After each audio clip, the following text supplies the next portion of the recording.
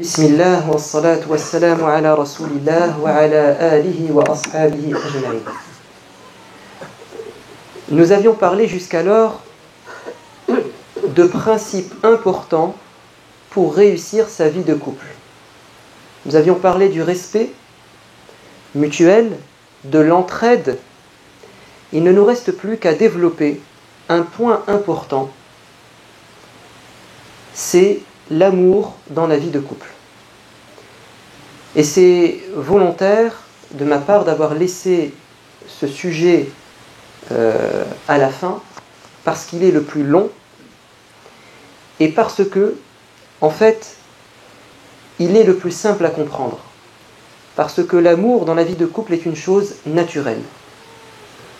D'ailleurs, quand on y réfléchit bien, qu'est-ce qui pousse un homme à épouser une femme ou une femme à épouser un homme? Il peut y avoir beaucoup de raisons. Mais la raison principale et profonde, elle est mystérieuse. C'est qu'en fait, à un moment donné, on s'est senti attiré par cet homme ou par cette femme. C'est-à-dire que l'amour, c'est un secret insondable, parce qu'il relève de Dieu. Et tout ce qui a trait au cœur est assez étrange, difficile à comprendre et à saisir. Évidemment, il y a parfois des mariages forcés ou d'intérêt. Mais la règle, c'est que quand on décide de vivre avec une personne, c'est d'abord parce que on a senti qu'il y avait entre nous des affinités, de l'amour. Et cet amour, il vient de Dieu. C'est un cadeau de Dieu. Dieu nous dit dans la sourate 49, les appartements, le verset 13, vous connaissez bien ce verset, « Ô homme », il s'adresse aux êtres humains, « nous vous avons créés à partir d'un mâle et d'une femelle. Et ensuite, nous vous avons répartis en peuples et en tribus, afin que vous puissiez faire connaissance. » Souvent, on utilise ce verset pour prouver que pour nous, la différence culturelle n'est pas synonyme d'opposition et de conflit, mais c'est une richesse. Si Dieu a voulu que les gens soient si différents au niveau culturel, c'est pour leur permettre d'échanger des connaissances et de faire connaissance. Mais on oublie que Dieu a d'abord commencé par citer la première des différences fondamentales dans le genre humain, c'est qu'il y a des hommes et des femmes. On vous a créé à partir d'un mâle et d'une femelle. Et c'est la première grande différence entre nous. C'est on est divisé en deux groupes, les hommes et les femmes. Et cette différence est de taille. Certes, nous sommes à l'origine issus d'une même essence. On est des êtres humains. Mais ça ne suffit pas pour vivre ensemble. Il y a quelque chose de plus fort qui explique qu'un homme veut vivre avec une femme et une femme avec un homme, au sens où ils se marient. Car s'il suffisait de se ressembler au niveau de l'humanité pour vivre ensemble, on remarquerait de manière naturelle que des hommes désirent épouser des hommes et des femmes désirent épouser des femmes. Mais ça reste une exception dans l'histoire. Par contre, la règle, c'est que l'homme est attiré par la femme et la femme par l'homme. Pourtant, ils sont différents. Au niveau morphologique, physique, physiologique, mais au niveau psychologique également, au niveau aussi de leur mentalité. L'un est issu d'une famille, il a reçu une éducation, l'autre est issu d'un milieu différent, ils sont de statut social différent, ils ont des grandes différences, et pourtant, ils vont être inséparables. Comment expliquer? Comment expliquer cette attirance, malgré les différences entre nous? L'explication est dans ce verset du Coran, dans la sourate 30, verset 21. Il fait partie de ces signes, c'est-à-dire, il fait partie des miracles de Dieu, d'avoir créé de vous et pour vous des épouses, afin que vous trouviez auprès d'elles la sérénité, c'est-à-dire la quiétude et la paix. Ça, c'est dans le cadre conjugal, et d'avoir suscité entre vous deux choses. Mawaddatan wa rahma. Al-mawadda, c'est l'amour ou l'affection, et la rahma, c'est la miséricorde. En vérité, il y a en cela des signes certains pour ceux qui raisonnent, ceux qui se mettent à réfléchir et à méditer sur ce miracle de la nature. Ils vont être admiratifs, émerveillés et très étonnés. Dieu a mis entre l'homme et la femme deux choses dans le cadre du couple, l'amour et la miséricorde. Et la différence entre les deux, c'est que l'amour, c'est une chose réciproque et naturelle. L'amour va se nourrir de l'amour que l'on reçoit. On donne de l'amour parce qu'on en reçoit, c'est réciproque. Tandis que la miséricorde, c'est quelque chose qui est au-delà, c'est qu'on est capable de donner à l'autre même si on ne reçoit pas pareil. On est capable d'aimer même si on n'a pas le même amour en retour. C'est la miséricorde. On le fait par principe ou pour plaire à Dieu. Et c'est un cadeau de Dieu, cet amour. Il vient de Dieu. On ne peut pas expliquer pourquoi, à un moment donné, on a épousé telle personne, pourquoi ce n'était pas une autre. Dieu l'a voulu. Il a uni les cœurs. Et ça, c'est clair dans le verset de la sourate, le butin, sourate 8, verset 63, quand Dieu parle au prophète bien-aimé en lui disant que c'est lui et lui seul qui a uni les cœurs des deux tribus médinoises qui étaient en guerre avant d'être musulmanes. Le prophète est arrivé à Médine et l'islam a uni les cœurs. L'islam, c'est la guidance de Dieu.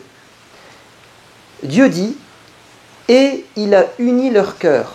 Tu n'aurais, prophète, jamais pu les unir. Même si tu avais dépensé tous les trésors de la terre, jamais tu n'aurais pu le faire. Seul Dieu a réalisé cette union car il est le puissant et le sage. » Dieu dit que l'amour ne s'achète pas. Même si tu avais dépensé tous les trésors de la terre, tu n'aurais pas pu créer d'affinité entre deux personnes. C'est moi et moi seul qui l'ai fait. Mais il y a quelque chose d'autre à savoir. Une fois que Dieu a mis de l'amour entre deux êtres, une fois qu'il aura fait ce cadeau ou ce bienfait devient une responsabilité entre les mains de ces deux personnes. Ça vient de Dieu, mais ça ne pourra durer que si nous faisons l'effort de conserver cet amour. Et Dieu nous le dit dans la sourate 3, verset 159, il parle encore du prophète bien-aimé. C'est par un effet de la miséricorde de Dieu que tu t'es montré si doux avec eux. Si tu t'étais montré brutal, avec un cœur dur, ils se seraient tous détachés de toi. Au départ, Dieu a mis de l'amour entre toi et eux, et entre eux. Si tu t'étais montré par la suite brutal, avec un cœur de pierre, ils se seraient enfuis, ils se seraient divisés. Donc, l'amour est un cadeau divin, mais il est ensuite une responsabilité entre nos mains que nous devons préserver. Autrement dit, dans la vie de couple, Dieu a fait en sorte que nous avons aimé cette personne. À nous maintenant de faire en sorte que cet amour dure dans le temps. Car si nous ne faisons pas d'efforts, ce cadeau finira par s'émietter et disparaître. Alors la question c'est, comment faire ? Comment faire pour faire fructifier cet amour et le garder le plus longtemps possible ? Il faut se poser une question très importante. Pourquoi cette femme a voulu vivre avec moi ? Pourquoi cet homme a voulu vivre avec moi ? Bien souvent, dans les problèmes de couple, on entend cette plainte qui fait presque unanimité chez les femmes. On le comprend parce qu'elles ont un fort besoin sentimental. C'est qu'elles disent à un moment donné, l'amour du début du mariage a fini par s'émietter et disparaître. Il ne m'aime plus comme avant. Je me sens frustrée. Il ne pense plus à moi. Il ne fait plus attention à moi. On entend souvent ça, n'est-ce pas, de la bouche de nos épouses. Qu'est-ce que ça signifie ? Ça signifie que cette femme, si elle a décidé de vivre avec toi, ce n'est pas pour que tu la prennes en charge financièrement. Ce n'était pas ça sa motivation de départ. Parce que chez ses parents, elle était prise en charge. Certains hommes disent, j'ai passé mes 8 heures à travailler, je rentre à la maison, j'ai accompli mon devoir de la journée, j'ai ramené l'argent, j'ai travaillé. Et ils pensent que le rôle s'arrête à cela. Non, mon frère, parce que ça, elle l'avait avant que tu te maries avec elle. Donc en se mariant avec toi, elle attendait autre chose. Qu'est-ce qu'elle attendait ? Elle attendait tout simplement de l'amour. Et toi, si tu l'as épousée, qu'est-ce que tu attends d'elle au fond de toi-même ? C'est ce que Dieu a dit dans le Coran, dans le verset qu'on avait cité. Il a issu de vous-même des épouses afin que vous trouviez auprès d'elles la paix et la sérénité. Et si nous comblons pas ces besoins fondamentaux chez l'homme et la femme, il y aura de la frustration et donc des problèmes potentiels. L'amour, quelque chose de sentimental chez la femme, et chez l'homme, c'est plutôt cette volonté d'être en paix dans sa famille, d'être respecté, d'être honoré. Évidemment, c'est des deux côtés, mais c'est plus fort chez l'homme, et l'amour est plus fort en termes d'attente chez la femme. Qu'est-ce que nous remarquons dans la vie du prophète bien-aimé, puisqu'il est notre modèle ? C'est qu'il a été très attentif à ce besoin essentiel de la femme, l'amour. Et je donnerai des exemples, évidemment, du côté des femmes pour leur mari. Le prophète bien-aimé n'a cessé dans sa vie de donner de l'amour pour en recevoir. Et ça, c'est une règle. Si on attend quelque chose, il faut qu'on puisse le donner.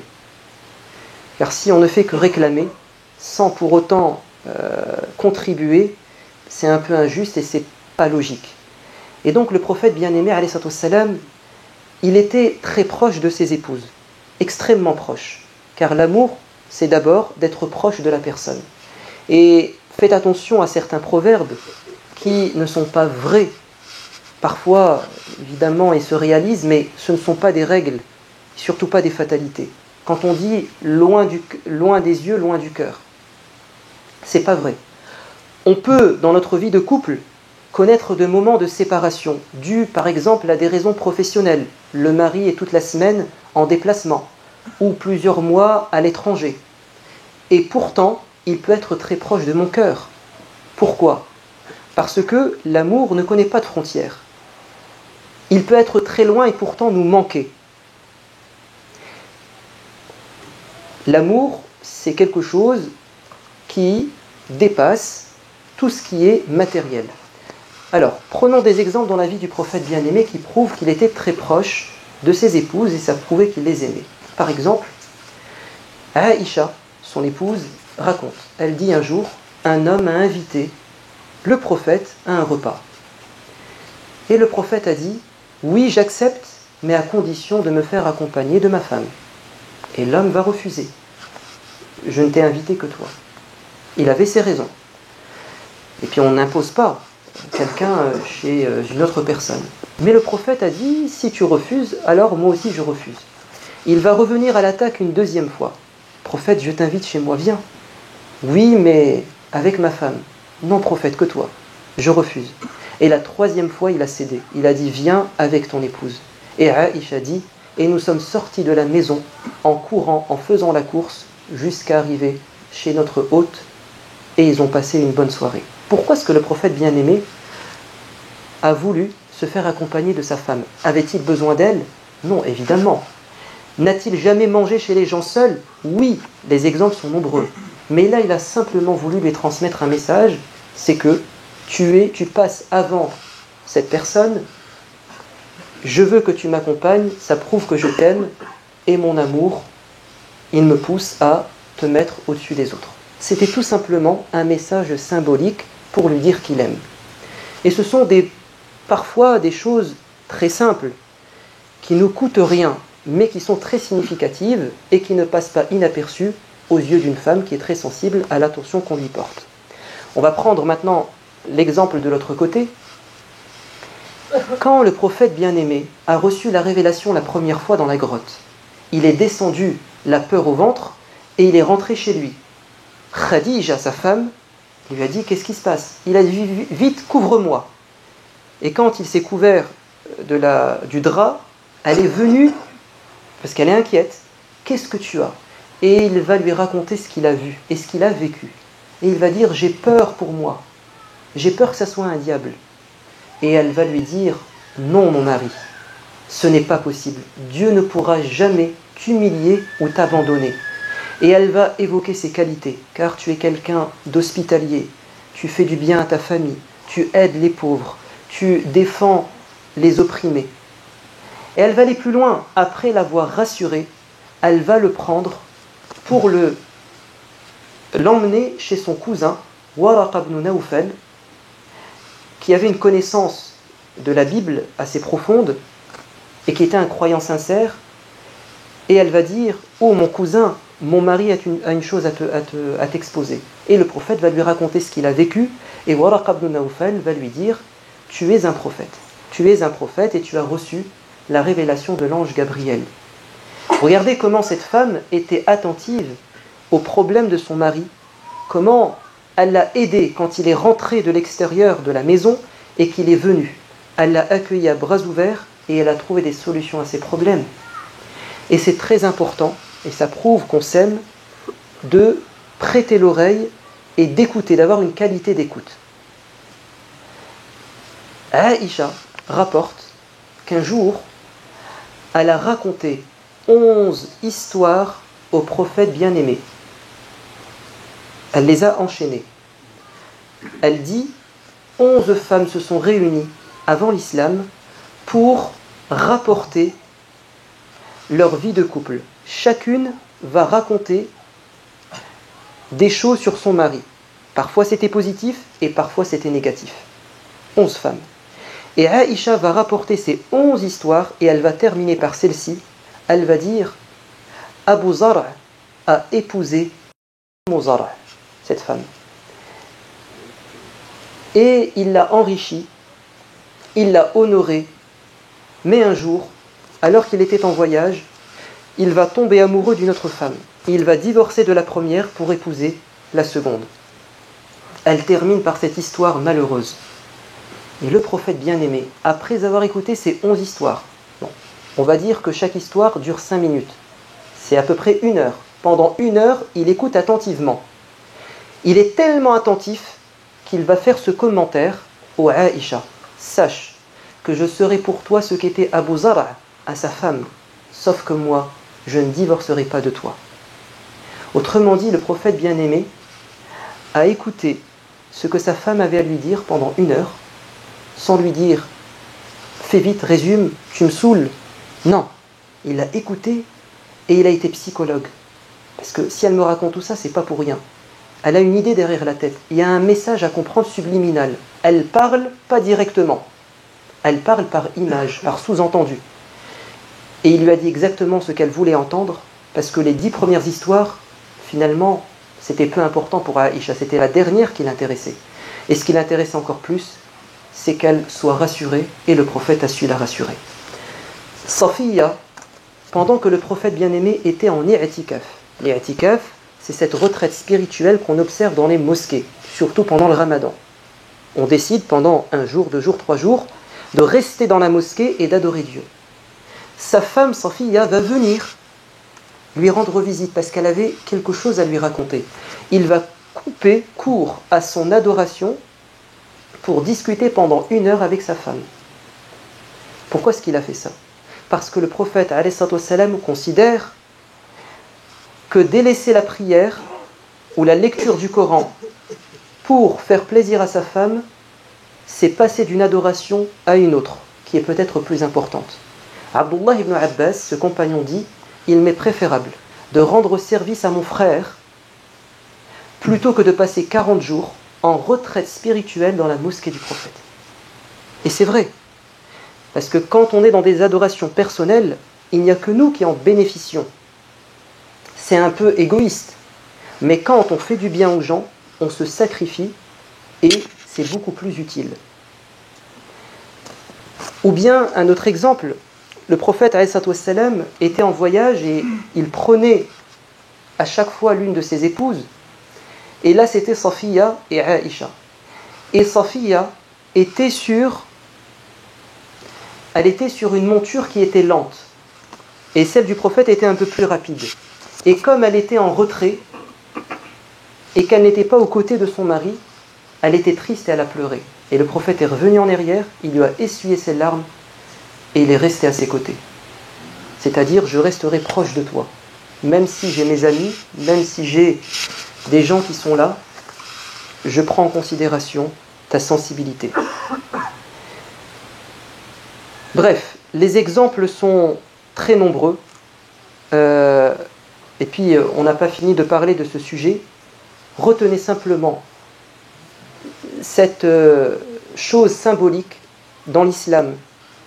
C'est que Dieu a voulu que la mission du dernier des prophètes, le prophète Mohammed, paix et bénédiction de Dieu sur lui, commence dans les bras d'une femme, Khadija. On l'a raconté tout à l'heure. Il commence sa mission dans les bras de son épouse. Et Dieu a voulu qu'il termine sa mission dans les bras de son épouse, Aïcha, puisqu'il va mourir dans ses bras. Si Dieu a voulu que le dernier des prophètes commence sa mission dans les bras de son épouse et qu'il la clôture dans les bras de son épouse, c'est évidemment qu'il veut nous dire que le message profond de l'islam, c'est de faire du bien aux gens, c'est d'être proche d'eux, c'est de les aimer, de les chérir. Et que le message de l'islam vise d'abord à créer de l'amour dans la vie de couple, car c'est de là que commence le bien par l'éducation des enfants et dans la société. Nous avons une belle religion, nous avons un beau prophète, nous avons des beaux exemples. À nous d'en tirer bénéfice et de mettre ça en pratique.